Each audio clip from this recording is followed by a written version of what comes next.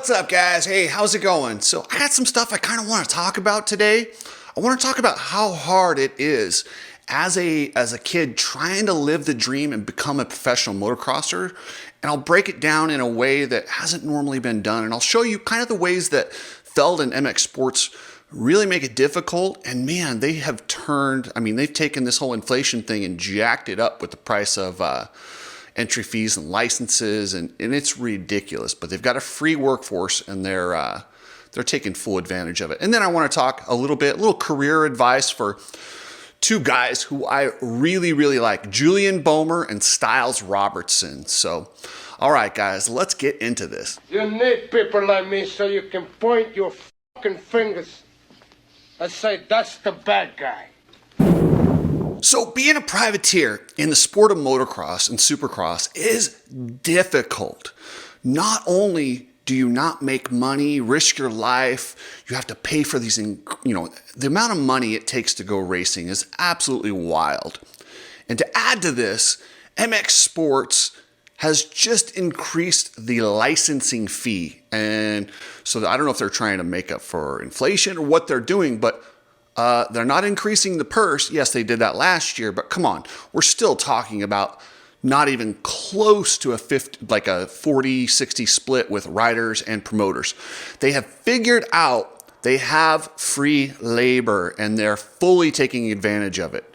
Now, like, you take a guy, okay, so let's say I'm gonna go, and I've talked to a couple privateers and kind of embraced their struggle as it goes. So let's say this is my rookie year and I race Supercross Futures. I don't have a ride, but I have a team.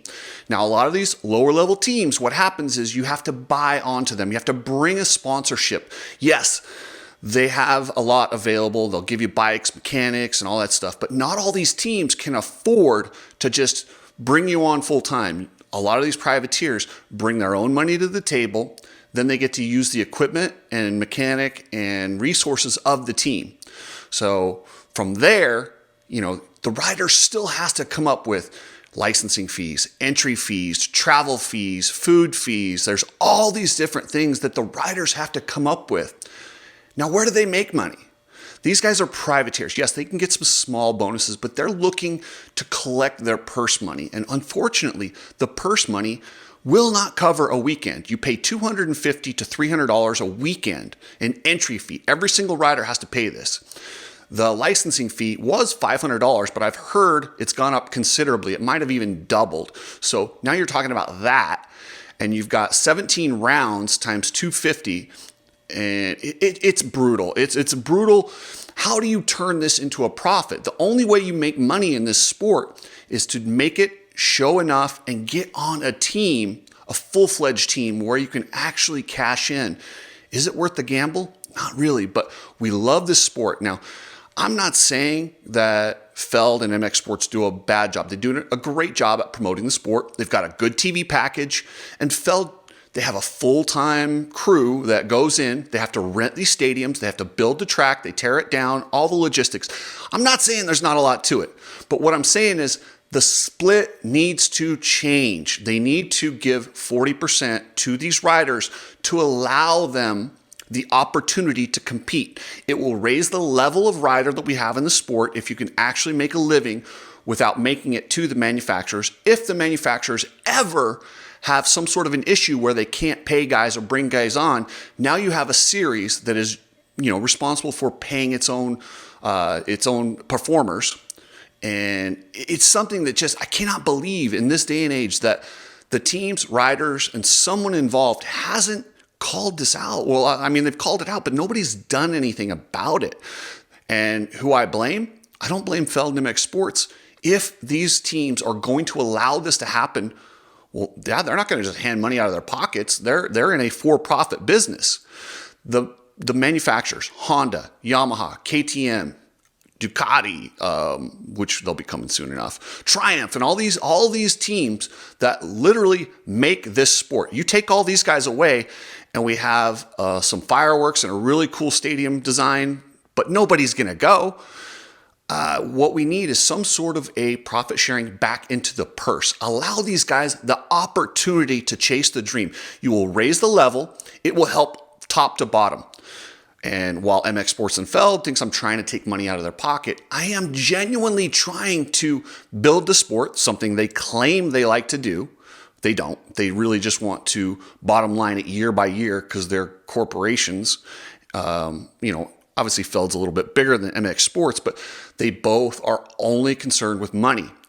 They're missing the point. If you allow the dream to exist where riders could actually go race, and if you make the night show and make the main event, you make enough purse money. I'm not saying these guys need millions and millions of dollars. That'd be great, but I understand the sport's not big enough to do that yet. But you can pay enough to cover expenses. And right now, let's say, okay, so if let's say I'm a privateer and I jump on one of these teams. If I jump on the team, I brought my sponsor with my $30,000 or $40,000 to help them sustain their season because the small teams aren't making a ton of money either. They're barely surviving. It's a really hard way to make money. They're all just getting by. And the big teams are losing tons of money, but they don't care because it's a advertising expense. All I'm saying is, I'm not saying get rid of that. I'm saying let's make enough money available that a good team that has riders that can get into the main event can allow these guys to make enough money on that weekend to cover their travel, food, some expenses.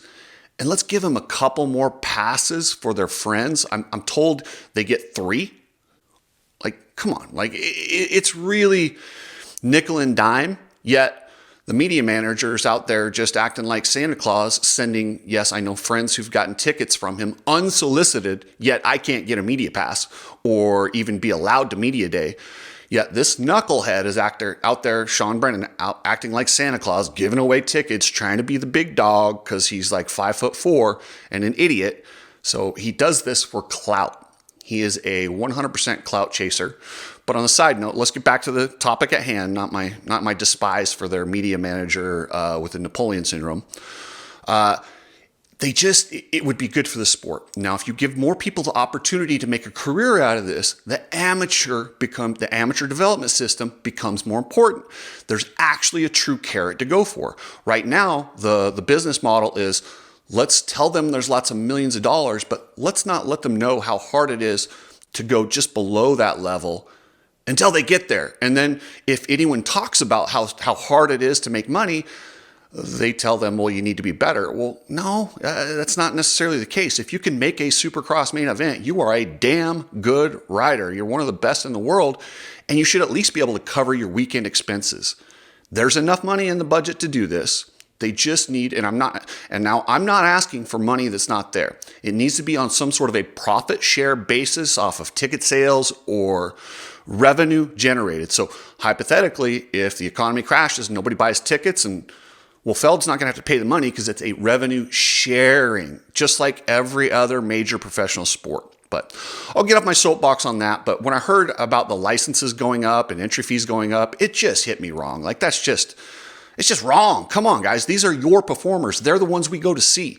So stop nickel and diming them. It's disgusting. Hey, guys, I know it's the wintertime and everybody gets these colds and sickness and it goes around.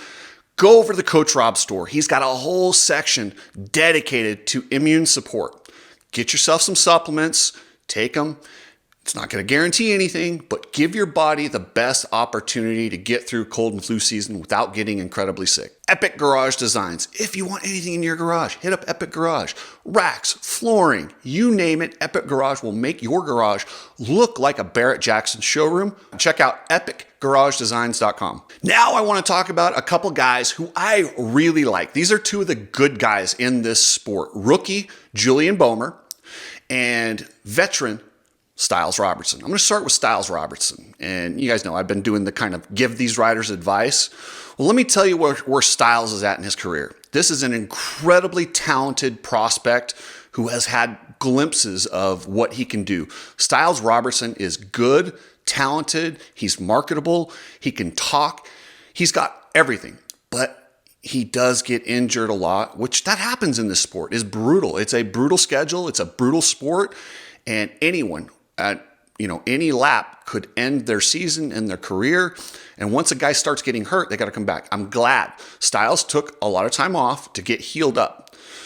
Stilez has to perform this year. If Stilez does not get in some good performances, I'm talking podiums, battling for wins, it's going to be a tough go, because right now he's on Star Yamaha, which is considered the best 250. Whether it is or not is debatable. Pro Circuit's getting pretty good. But right now, once you are on the Star team, if you don't deliver, it is incredibly hard to get one of these other manufacturers to take a shot on you when you don't deliver on that bike. You take a guy who did deliver on that bike, like Levi Kitchen, yeah, they'll give him an opportunity. But if you haven't delivered a significant amount of results on the Star Yamaha, these other teams, whether it's fair or not, won't look at you. So Stilez has got to perform.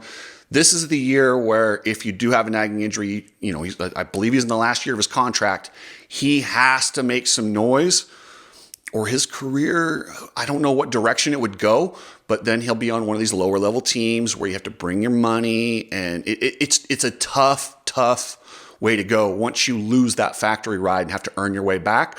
But if Stilez doesn't get some performances in this year, that's the situation he's going to be in. But man, there's so many good riders in that 250 class. It's hard to say that, but yet there's so many good guys coming in. You got Daxton Bennick and then Julian Beaumer. Julian Beaumer is one of my favorite riders. His dad is awesome. I love these guys. I met him last year at the Supercross Futures when he came out on that Yamaha and looked clearly like the best guy all day when Hayden Deegan was in that field. And yes, that's when I made my statements where he'd be a better pro than Hayden Deegan, blah, blah, blah, blah, blah. I get that. But that doesn't mean Julian Beaumer is not incredibly talented. Do I expect him to come out and have a season like Hayden Deegan? No, but he will battle. He will fight hard, and I hope he gets some good results. And I don't like the way that KTM develops their riders. They suck at it. They really, really do. Just look at their track record. I mean, how many riders have they actually developed? I don't think they have the best bike, and they do the finger pointing game when there's no results. They don't actually go to the rider and figure out, hey, what do we need to do to help you succeed? They just look for a different rider. And unfortunately, that's the situation Julian Beaumer is in, but you take the opportunities when they come.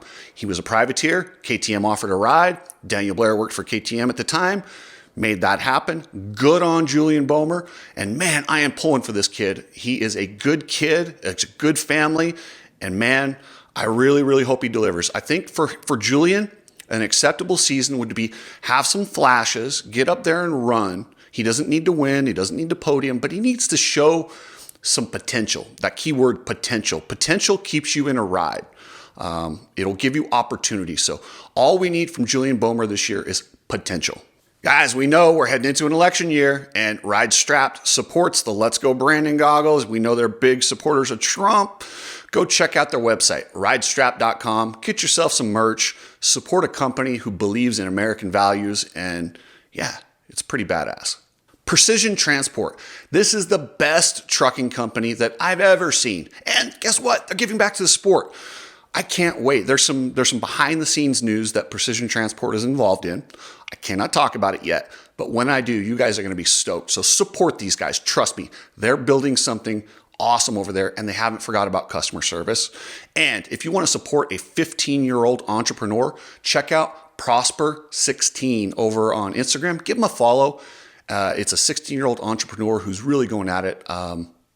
Pretty cool to see somebody that young with that kind of drive starting his own business. So if you want to support them, go for it. And then one last thing, I can't do this without, I had a video sent to me, by the way, thank you for sending it to me, about Ryan Hughes. This guy has lost his damn mind. I cannot believe anyone still listens to this guy when he says the things that he says and then says opposite things.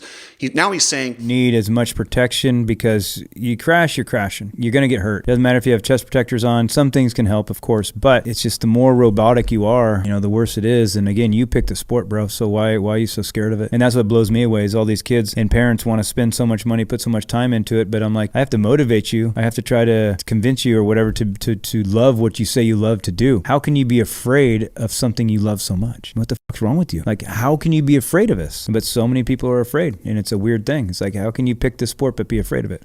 not only shouldn't you wear protective gear, but why are you scared to race? Are you crazy? Well, yeah, he probably is.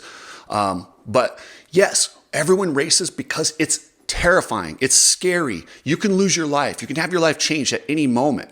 So not to wear every piece of proper protective gear. And yes, there's a fine line between what makes you robotic and what blocks things. But if you wear safety gear and it doesn't bother you or hinder you, you're not running track, you're not doing incredibly big body movements. If you have protection that doesn't restrict these movements, use it. Get a good helmet. If you're one of the people where neck braces don't bother you and you want to go that route, I'm not a neck brace guy. I don't like some of the designs and how they stick you in the ground like a dart when you hit the ground. But I don't think, for some people and some of the designs out there, they're decent. As far as knee braces go, if you've got knee problems, why wouldn't you wear knee braces? I actually like the way my knee braces make me feel. They do not make me robotic. I mean, football players run in knee braces. They're not that restrictive. The dude's out of his mind saying, take off your knee braces. If they restrict you and you got the wrong kind or an ill fitting, absolutely, that's a problem. But if you get proper fitting knee braces, they do not restrict you. They actually allow you to grip the bike a little bit tighter, and it actually improves your riding. So I completely disagree on that. And to say that, why be afraid? Because that's the challenge. Everybody's afraid. Show me a rider who's never been afraid, and I'll show you a liar. Everybody's afraid. That's the challenge of the sport. Why be afraid? It's not a decision. It's overcoming your fears. That's what this sport's all about. But man, this guy has lost his damn mind. Anyway, guys, remember, if you're buying, selling, or renting a house anywhere, hit me up. I can set you up with an agent in your area that is very dialed into whatever you need. I appreciate, a lot of you guys have already reached out, and I definitely appreciate it. If you just want to keep hitting me up, if you're in the Las Vegas area, I'll be your agent. I will help you out. I have a team behind me that we can get things done that, a lot of other agencies can't. But just reach out to me, chriscookseymedia@gmail.com, and I will either help you myself or get you set up with an agent in your area. Remember, subscribe, and I will catch you guys later.